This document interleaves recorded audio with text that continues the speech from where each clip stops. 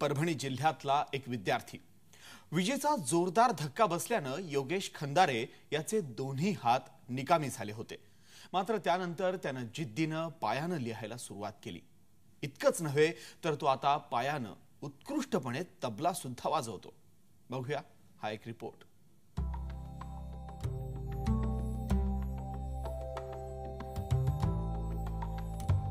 योगेश खंदारे हा 14 वर्षांचा विद्यार्थी 7 वर्षांपूर्वी इतर विद्यार्थ्यांसारखाच होता।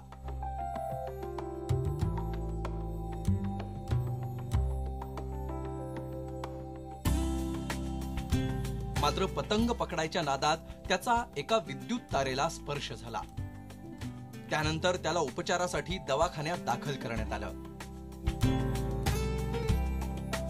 मात्र त्याचा जीव वाचवण्यासाठी त्याचे दोन्ही हात कापावे लागले। ही घटना त्याच्या कुटुंबियांसाठी मोठा आघात होती। मात्र त्याच्या आई वडिलांनी उपचार सुरू असतानाच त्याला पायानं अक्षर गिरवायला सांगितलं। योगेशनेही त्याप्रमाणे कृती करून त्यात प्रावीण्य मिळवलं। आता तर योगेश पायानं उत्कृष्टरित्या चित्रही काढतो। याबरोबरच योगेशला एक अनोखा छंद आहे। तो हँडीक्राफ्टच्या वस्तू तयार करतो।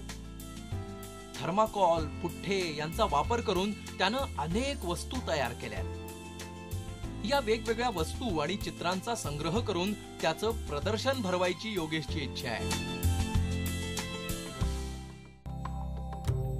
अभ्यासाबरोबरच योगेश इतर सामान्य मुलांप्रमाणे घरकामात सुद्धा मदत करतो।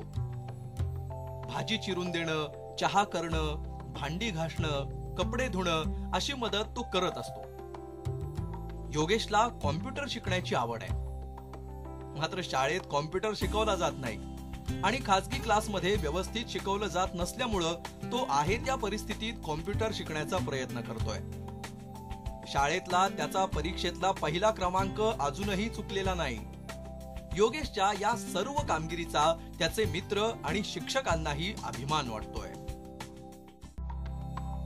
शेतकरी कुटुंबातल्या असलेल्या योगेशनं शिक्षणाच्या नादात आपली शेतीबरोबरची नाळ तुटू दिलेली नाही। प्रत्येक काम आपल्याला आलंच पाहिजे या अट्टाहासातून तो शेतीतलीही कामं करतो। जीवनाकडे तो प्रसन्नपणे आणि सकारात्मक दृष्टीने बघतो। सध्या सुरू असलेल्या विद्यार्थ्यांच्या आत्महत्या टळू शकतात। मात्र त्यासाठी विद्यार्थ्यांनी स्वतःच्या आयुष्याकडे सकारात्मक दृष्टीने बघणं महत्त्वाचं असल्याचंही तो म्हणतो। जीवनाचा हा संघर्ष लढण्यासाठी योगेशची तयारी आहे। मात्र आता त्याला गरज आहे ती कृत्रिम हातांची।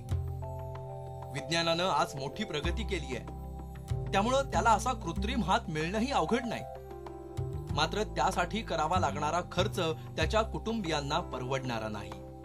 मात्र योगेशला हवी असणारी ही मदत मिळाली तर त्याचा जीवनाचा संघर्ष थोडा सोपा होईल हे नक्की।